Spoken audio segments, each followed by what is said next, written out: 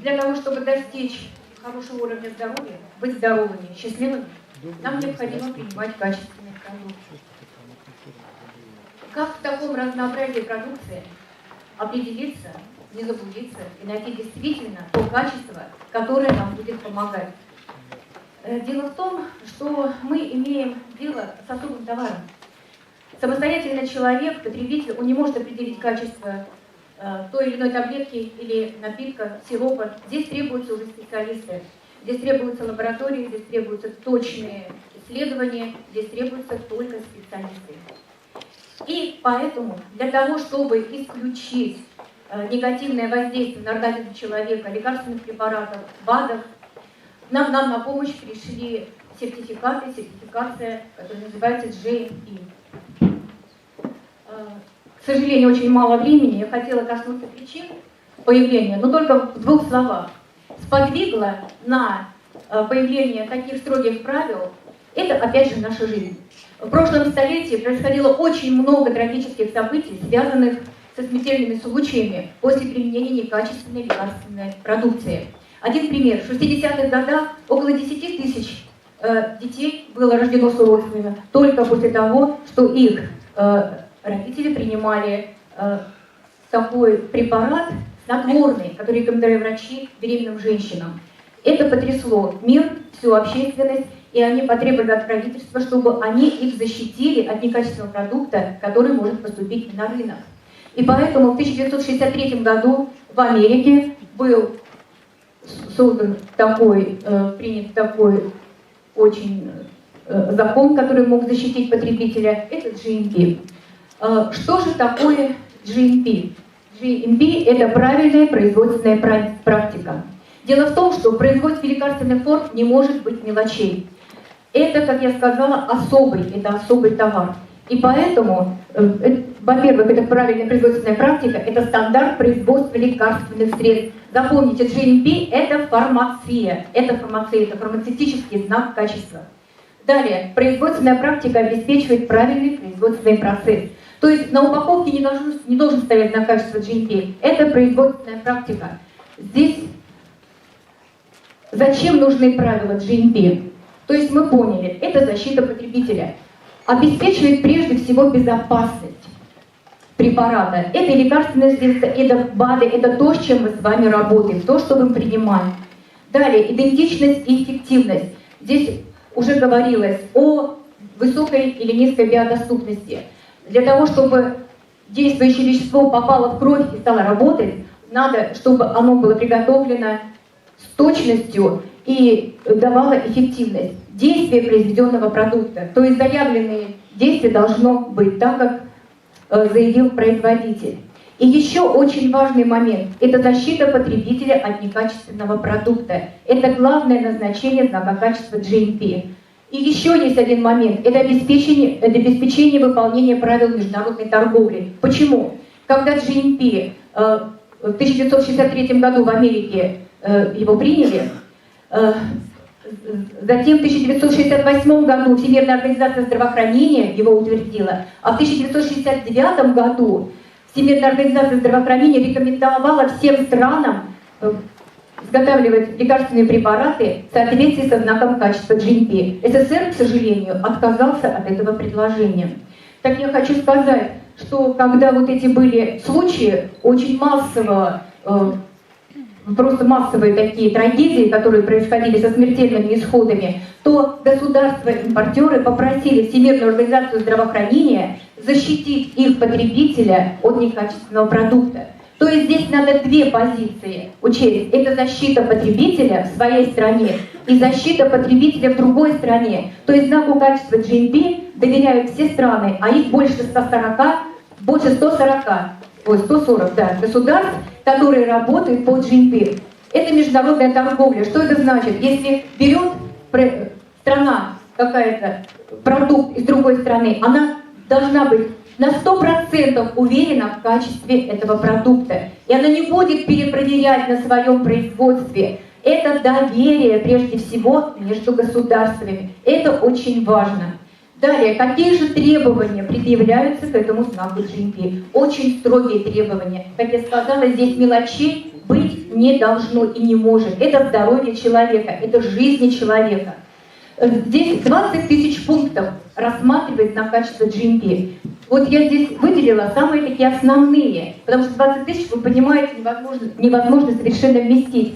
Что нужно понимать? Знак качества GMP – это обязательный знак качества. И контроль осуществляется именно государством, то есть государство контролирует, как выпускается тот или иной препарат и работает производство. Почему неукоснительно надо выполнять эти требования? А потому что разночтений здесь не должно быть. Я читала о GMP, что писал один из людей, который у истоков стоял в создании GMP. Он говорил, что приехал с инспекцией на один из заводов, это в 70-х годах было. Пыль 2 сантиметра, там где-то плетированная форма производится. Там плесень на стенах. Естественно, это надо устранить. Через некоторое время он приезжает, а все полы в цехах коврами расланы. Это было на самом деле, это история. Как? А что он может сказать, где написано, что ковер нельзя постелить на цех? Понимаете, этого нигде не прописано. И поэтому специалисты, а это первые были американцы, потом Европа присоединилась, они четко разработали, что здесь в первую очередь. Во-первых, контроль качества, входной контроль качества. Это что должно быть? Сырье, исходные все материалы. Дальше контроль всего технологического процесса и так далее. Обязательно какая квалификация персонала. Это обязательное условие. Дальше требования к производственным помещениям. Здесь очень важно даже такой момент, какой краской покрашена поверхность, чтобы ни в коем случае не было реакции на компоненты, между компонентами и поверхностью со стола, чтобы никакой реакции никакой не происходило. Это тоже влияет на качество продукта.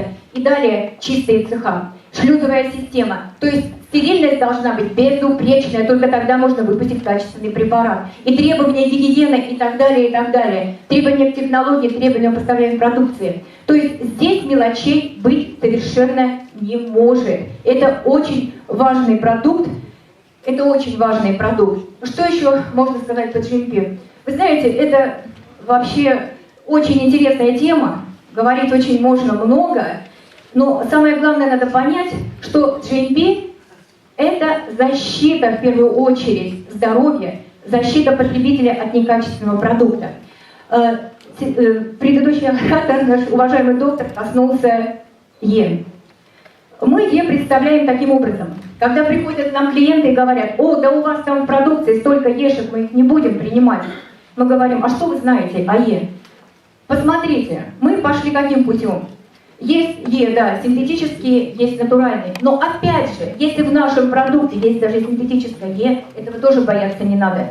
Она очень высокой степени очистки. То есть наши GMP работают не только на сам продукт, на действующее вещество, но и на дополнительные компоненты, которые входят в состав этого лекарственного препарата или БАДа. Почему? Опять же, можно все правила GMP выполнять, но если исходное сырье вы взяли грязное, если не проверенное вы взяли, там с примесями, а примеси бывают ядовитые, от которых тоже много смертельных случаев было, то опять же качества не будет. И еще обратите внимание, мы на презентацию говорили, наша капсула, она делается не из желатина, который из крупнорогатого скота. Это тоже неспроста. После 80-х годов, когда коровье бешенство было, многие производители отказались от применения этих капсул. Почему? Коровье бешенство. Может все прекрасно быть, все стопроцентно там без примесей внутри капсулы, а сама оболочка человеку навредит. Вы понимаете, мелочей здесь нет. И наша компания, она все эти законы, все эти правила неукоснительно выполняет.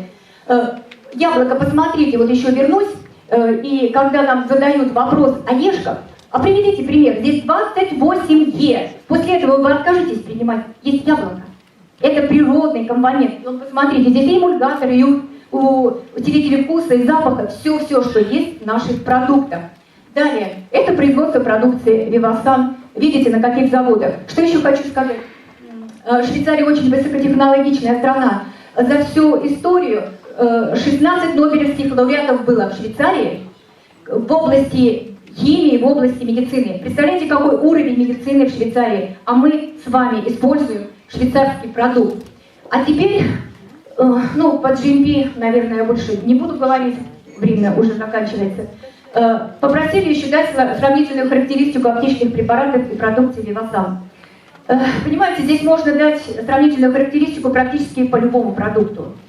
Что мы сделали?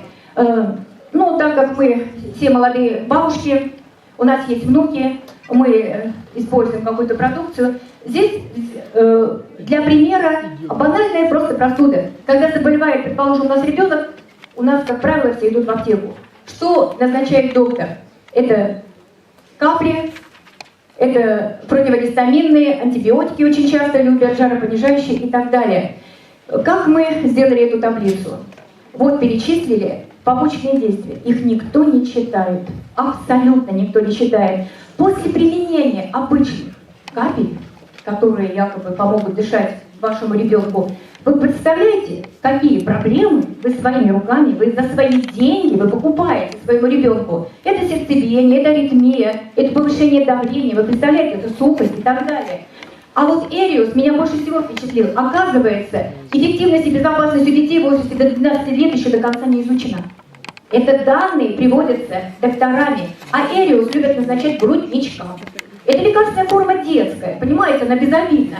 Антибиотик мы прекрасно знаем, панадол, посмотрите, страшные какие противопоказания, аскорбинка. А витамины, вы знаете, с докторами общалась, они говорят, очень многие витамины аллергические реакции вызывают у детей. А вот, пожалуйста, наш Вивасан. Посмотрите, какая прекрасная альтернатива для ребенка. Крем тимьян, бальзам альпийских трав. И стоимость, когда говорят, ой, дорого. Я рассчитала. Бальзам альпийских трав на год. 85 копеек в день. Дорогие, слушайтесь, 85 копеек в день. Это же просто. Если мы будем так рассчитывать, показывать, это же просто копейки получается. Здесь идет расход, насколько, мы уже знаем приблизительно, насколько хватает нашей продукции. А это в день, можно посчитать в месяц, пожалуйста, как вам нравится. То есть эта вот сравнительная характеристика помогает показать аптеку. Здесь ни в коем случае аптеку отвергать нельзя, она необходима, но лекарственные препараты – это скорая помощь. А когда есть альтернатива, когда можно помогать детям, там, взрослым людям, давать им продукты, которые не принесут вреда, это надо делать. И, в принципе, у меня все. Спасибо за внимание. И нам всем очень повезло, что у нас есть качество GMP, что у нас такая прекрасная продукция. И я думаю, нам всем это поможет в работе. Это безопасность, это благополучие человека, это его здоровье.